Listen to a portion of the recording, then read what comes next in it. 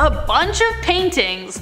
Look, I might get into trouble for this, either from you or from my own family, but hey, I'm just saying what the internet says. We're talking about aliens here, so let's dabble in some speculation, shall we? Art imitates life, or so the saying goes, which is why some believe, based on depictions of Christ, that he was visited by aliens, or even maybe was one, I don't know! There, I said it. The examples I'm going to talk about are the Baptism of Christ, painted in the 1700s, and the Madonna and Saint Giovannino. The Baptism of Christ by Ert de Gelder literally shows the image of a flying saucer sending beams or lasers of light shining down on baby Jesus. Doesn't look like a sun if you ask me. Then the painting of the Madonna I mentioned, painted by Domenico Ghirlandaio 200 years earlier, literally has a flying saucer in the background. There's even a shepherd taking a minute off in the corner just like, ooh, what's that? What is it supposed to mean? And why does this image keep turning up? Because it's gonna keep showing up in the other ones we mentioned, so let's keep going. Number 9, the spaceship panel in Seti. This is one of the weirdest series of hieroglyphic panels ever discovered. In the Temple of Seti in Abydos, Egypt, there is a panel that depicts images that look all too familiar. While some of them are a little more ambiguous, the image of a helicopter and what looked like cars the Jetsons would have driven really stand out.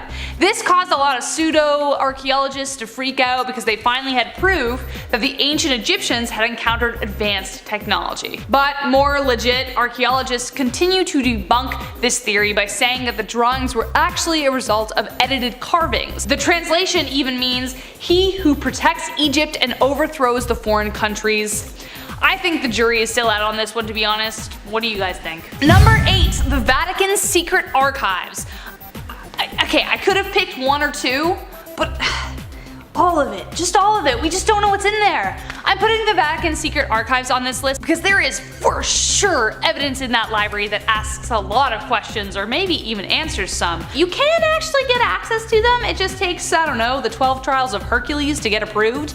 Then you have to fly to Rome and go through each page by hand. There are thousands of historical documents with secrets the Vatican kept hidden from prying eyes. For example, in the 17th century, Pope Paul V ordered a select collection of documents to be sealed from the public until 1881. Researchers believe that there are documents so explosive that they threaten the doctrine of the Catholic Church. They may even contain information on messages that Giordano Bruno, we will get to him in a minute, received from extraterrestrials. The Vatican archives also contain secrets pertaining to the Fatima mystery, which brings us to the Fatima mystery. In 1917, 3 children apparently saw an apparition of the Virgin Mary in a field. Their vision prompted 70,000 people to visit the same sheep pasture and stated that they saw a spinning silver disc in the sky. The children apparently received a message from the specter that said, "We are here, we have been since thousands of years ago, and that they will return again." This entire story went to the Vatican, but apparently they censored the messages. The children received 3 messages, but the Pope refused to release the 3rd and final one, which apparently mentions the existence of extraterrestrial life. Why would they censor such a message? Can one believe in both the existence of a higher being and alien life?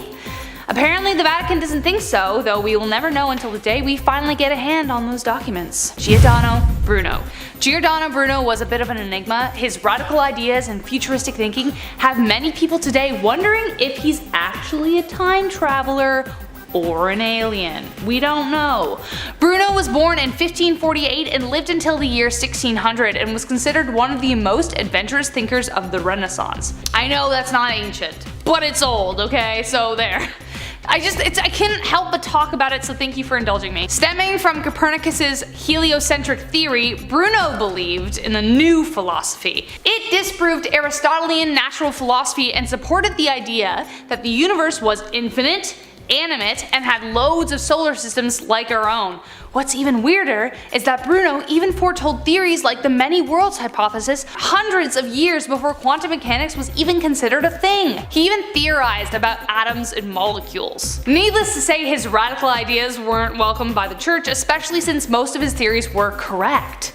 Like they are, a lot of them are. No wonder people think he's a time traveler. How on earth did these ideas even get into his head? Number 5. 5 rock paintings in India. Archaeologists were stunned when they came across ancient rock carvings dating over 10,000 years old in a cave in Raipur.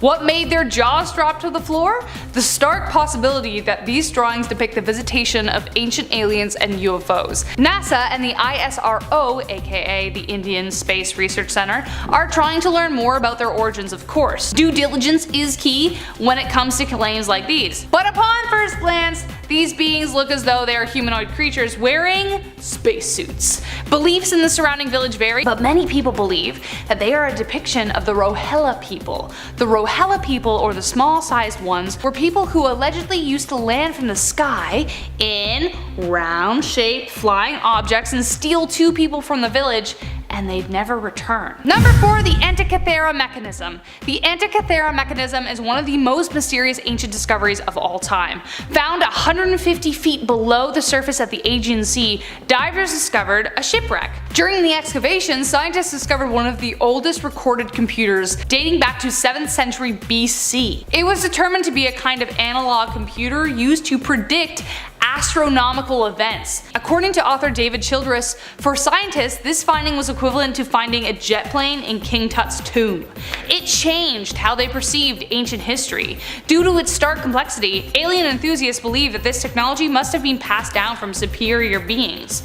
So, aliens. The device was replicated in order to unravel the mystery, and even more shockingly, the device could calculate the position and running time of each planet. How could a pre-epoch civilization be able to create such a device without the use of sophisticated astronomical tools?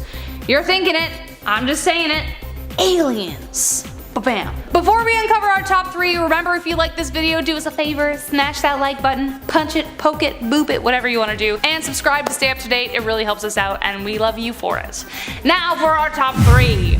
The moving statues of Rhodes. So this actually relates to the one I just talked about. So this is cool, I'm getting 2 points in 1. This relates actually to the Antikythera mechanisms, as researchers believe that the ship it was found on originates from Rhodes. Move over, Atlantis! According to some, the island of Rhodes contains some of the most advanced technology of the time. Apparently the statues would suddenly just come to life, which implies that they developed some kind of machinery over 2,000 years ago, around 1500 years too soon for any kind of robotics. Legend says that the people earned the technology from the gods, though what they could have considered gods may have been something extraterrestrial in nature. Number 2, an iron dagger. When archaeologists began excavating King Tut's tomb, it was not surprising to find many elaborate and delicate objects, but one artifact stands out from the rest: an iron dagger, delicately laid in gold with a beautiful golden sheath. Iron is a very commonplace material today. In fact, not a day goes by where we don't come in contact with it at some point. But at the time this dagger was made, the ancient Egyptians were 200 years away from the Iron Age. Iron was incredibly rare. Then they discovered ancient hieroglyphs alluding to the dagger being given to them from the heavens. Now you see where I'm going with this. The composition of the dagger was tested and they found iron, but also included nickel and cobalt, in exactly the combination that is found in meteorites. The riddle now makes sense, as the iron came from space, but where did it land? Archaeologists continue to theorize its location, though the jury is still out. So how else could they have gotten it? And last but not least, geoglyphs. Geoglyphs are massive versions of petroglyphs, which are small drawings carved into the earth and rock. They appear all over the world in every culture. The most famous example of geoglyphs are the Nazca lines in Peru, which we've talked about on this channel before. If you find the video, post it down below to help each other out. The Nazca lines are the most popular due to the sheer size of them and variety, and many believe they hint at alien life.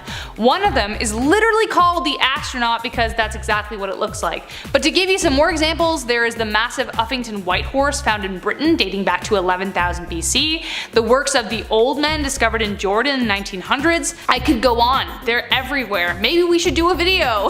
Let me know if you want to. In most cases, the lines are so precise and clear that many wonder how these ancient civilizations constructed these designs when we only discovered their existence when we learned how to fly, or fly in airplanes, that is. One answer seems to make the most sense. They needed somebody above being like, move there, carve there, that one needs a little more. Aliens. Duh.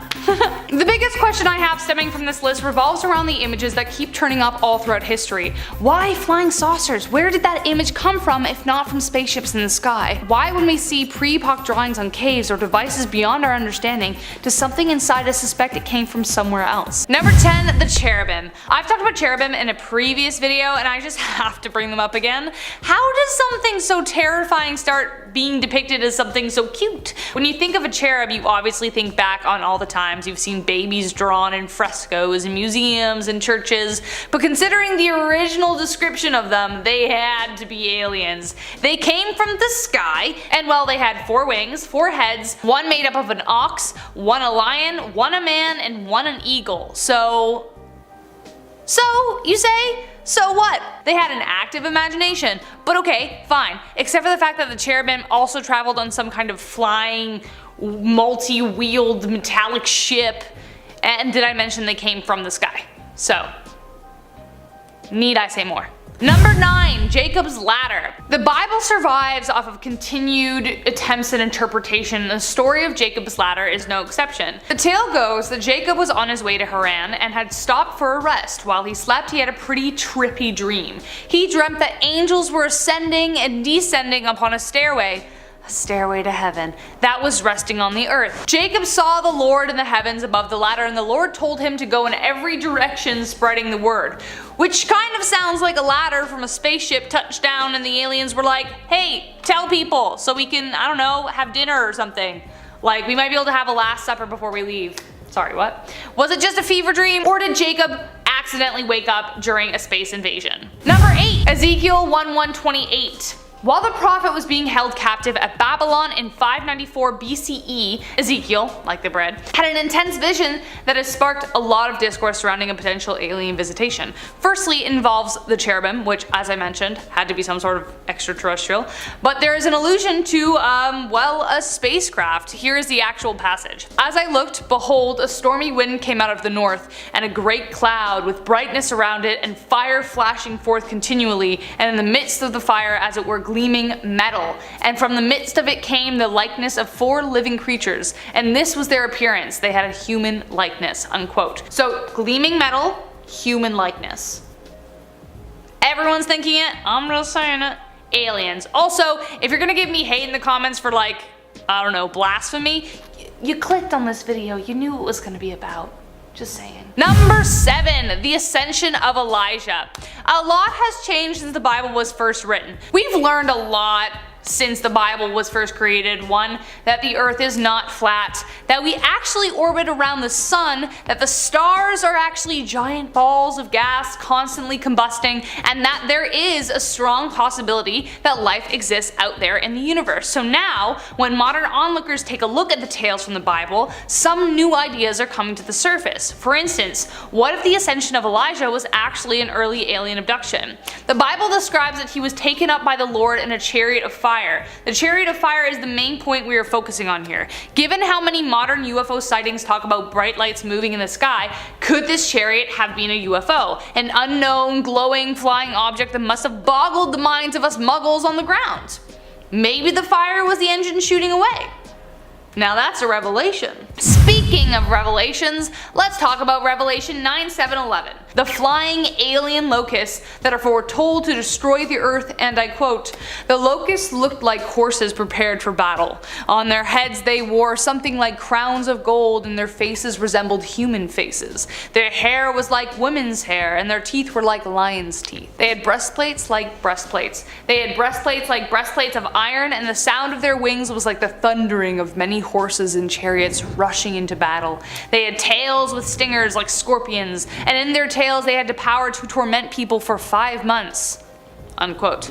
Flying alien horse locusts? Some theorists say that this particular passage describes war machines of the future, that perhaps whoever visited them had armored planes that could only be compared to what people then already knew. Number 5, the flying scroll. Here we have yet another potentially misinterpreted image. I wonder if the ancients played the same game we play with clouds.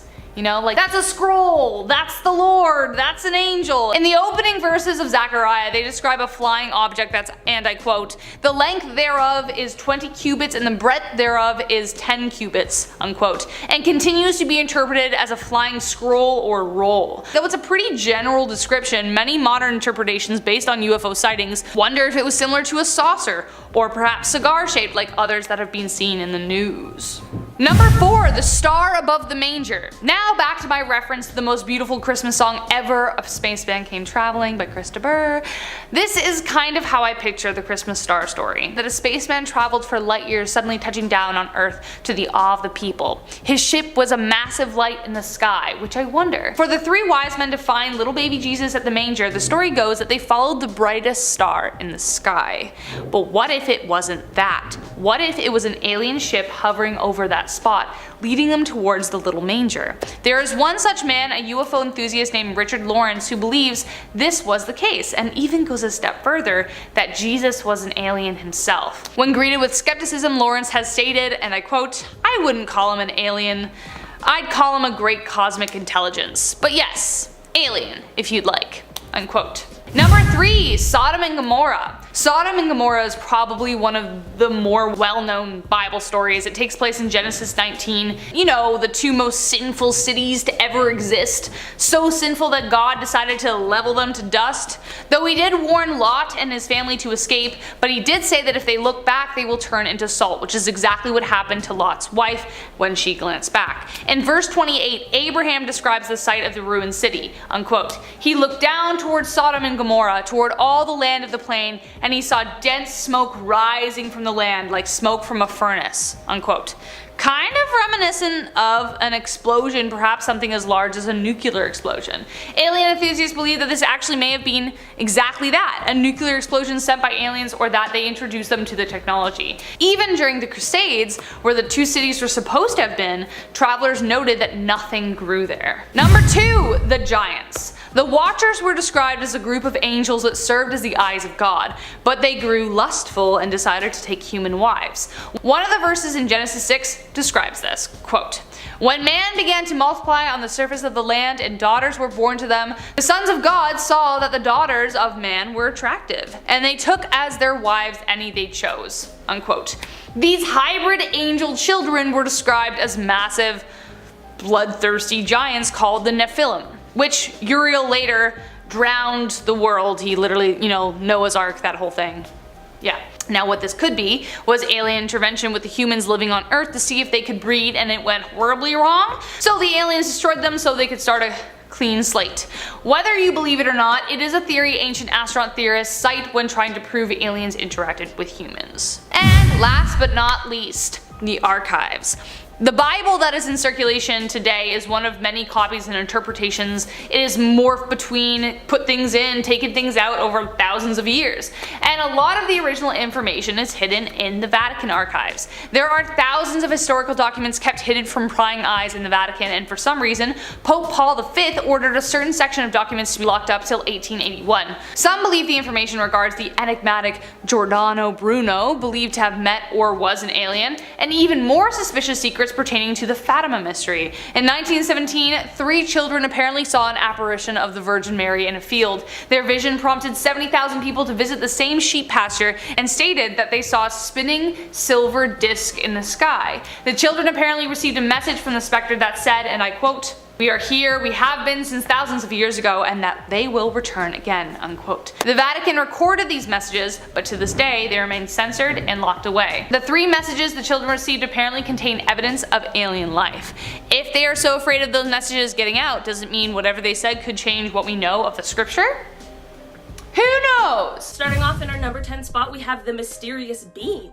Pretty recently, scientists explained that they captured a mysterious beam of energy that was coming from the star that is the closest known star to the Sun, Proxima Centauri. This star is small and low mass and is located around 4.2 light years away from us. The thing about this star is that it has one rocky exoplanet that is 17% larger than Earth in its habitable zone, which would make liquid water a possibility on the planet. This planet's habitability has been disputed throughout the years, but this signal could be a sign that it may be even more habitable than any of us know. Scientists explained that the signal shifted while it was being observed, which mimicked the shift caused by a movement of a planet. They're taking extra precautions to figure out what exactly caused this shift in case it was some sort of mundane source. It will, of course, take some time to figure out, but it's all very exciting. In our number 9 spot today, we have the Venus cloud. Last year in September of 2020, astrobiologists everywhere were excited and skeptical of some new potential evidence that had been found in the upper clouds of Venus. Firstly, can we just take a second to really think about how cool of a job an astrobiologist has?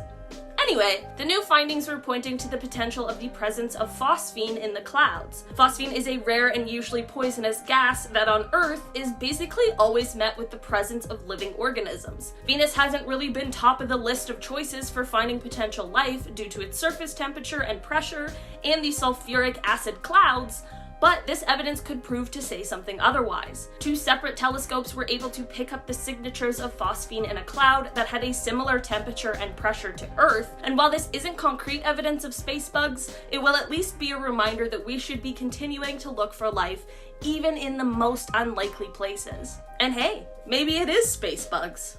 In our number 8 spot today, we have Oumuamua. Okay, so this is one piece of evidence that actually has scientists fighting over what is going on with it. So a few years ago, scientists all agreed that we had found an object that was flying through our solar system, and they called it Oumuamua, and it was widely agreed that it was an interstellar comet that had swung out from around another star. But upon closer examination, they realized that something was propelling it and causing it to accelerate, and this is when the debate started, because they just don't know why. Avi Loeb, who's a Harvard University astrophysicist, proposed the idea that rather than a comet, this could be an alien probe that is being pushed by a light sail, which is a very wide but extremely thin piece of material that accelerates by being pushed by solar radiation. Other scientists didn't agree with this and instead said that it's possible that hydrogen ice could have melted off of the object in a way that would mimic a rocket engine or something of that nature, but in August of last year, Avi wrote in a study that hydrogen ice is too easily heated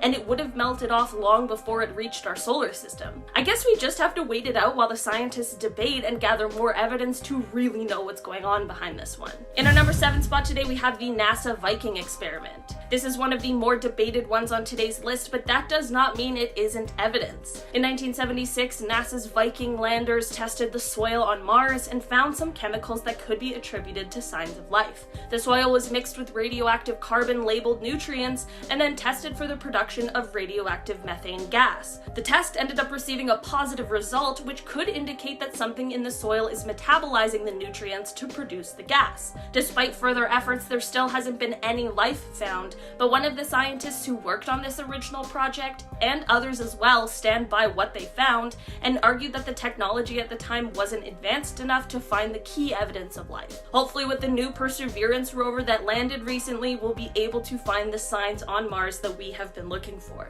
In our number 6 spot today, we have black holes. When we think of black holes, we usually think of how absolutely terrifying they are, but that may be changing. There has actually been the discovery of a planet that is floating around a black hole. The forces around the hole are also providing heat for the planet as well, but there is one catch, and that is the fact that the planet needs to orbit at the speed of light. This would mean that a second on that planet would be hours on ours, which is kind of difficult to comprehend. The planet would have to be in what is called the Goldilocks zone though, because if it's too far from the black hole, it'll be too cold and there won't be any liquid water, but if it's too close, it will of course be sucked into the black hole by the gravitational forces. It's definitely a pretty crazy idea, but it is possible that there could be some life in this situation. In our number 5 spot today, we have fossilized microbes. Another piece of controversial evidence that came from Mars was announced in 1996. NASA scientists announced that they had potentially found what appeared maybe fossilized microbes in a lump of Martian rock. It is likely that this rock came off during some sort of Mars collision and just casually floated around the solar system for 15 million years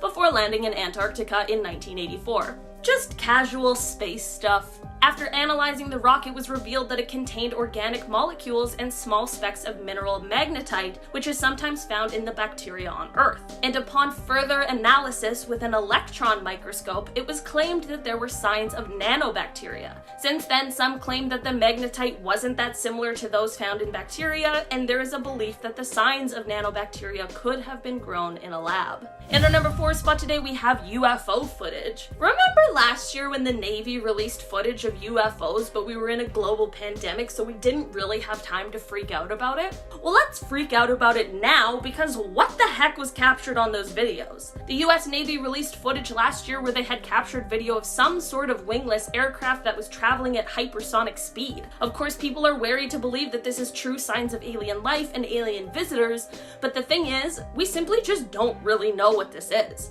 We know it's not something that is known to us yet, so this could definitely be a sign of some sort of alien life, and I guess we'll just have to wait and see. In our number 3 spot today, we have this bacterial experiment. So we've talked a bit on today's list about how we tend to think of life only being able to exist on other planets that are similar to ours with a similar atmosphere within a certain distance of a star, but we've also discussed how this more narrow thinking might not be the best scenario. On Earth, most living creatures require oxygen to live, but the problem with a lot of planets is that there's far more hydrogen and helium. Last year, scientists decided to take 2 different bacteria. One was E. coli, which can be found in the guts of humans, and ordinary yeast, which is used in things like bread and beer. With these 2 bacteria, they tried to see if they could live in different environments. When placed within flasks that contained either pure hydrogen or pure helium, they still managed to grow, just at a slower pace. This evidence goes to show that there might be living organisms that we haven't found yet because we are just looking in the wrong places. In our number 2 spot today, we have the fact that they might have died off. This one is a bit disappointing, to be honest, but it basically is just a theory that it's probably pretty likely that there were aliens at some point, but since the universe is so old, they might have already died out. All life and cultures rise and fall, and researchers put together a model last year that would give more insight into the likelihood of this theory. They took things into account like sun-like stars that are not too close or too far from planets that are similar to Earth, as well as how frequently there are deadly radiation blasting supernovas, which of course would prove to be a huge problem for life forms, as well as the time that it takes for intelligent life to evolve, provided all the conditions are right. And once the evolution has taken place, how long would it take for a tool-bearing form of life to then destroy itself? That's a lot of factors to consider, and through all of this, it was found that the highest likelihood of life before ours in the Milky Way emerged around 5.5 billion years ago, which would place that before our planet was even formed. This, of course, would have provided plenty of time for all of the events I just mentioned to have occurred. I hope this one isn't true, because I really do hope that there are aliens out there. In our number 1 spot today, we have Europa. One of Jupiter's moons, called Europa, has a red tinge to it, and in 2001, NASA scientists revealed that it's possible that alien microbes might be responsible for the red color. The surface of the moon is mostly ice, but it has been shown that it reflects infrared radiation in a bizarre way. This means that something is binding it together, but researchers haven't been able to come up with the correct combination of elements and compounds to make the data make sense. There are some bacteria on Earth that can thrive in extreme conditions and that also have a red and brown color, which could potentially be responsible for the color on this moon. The surface temperature might be too cold for them to survive, but the warmer interior might be where they are located. Some geological activity on the moon could then push them closer to the surface, where they are then flash frozen in place.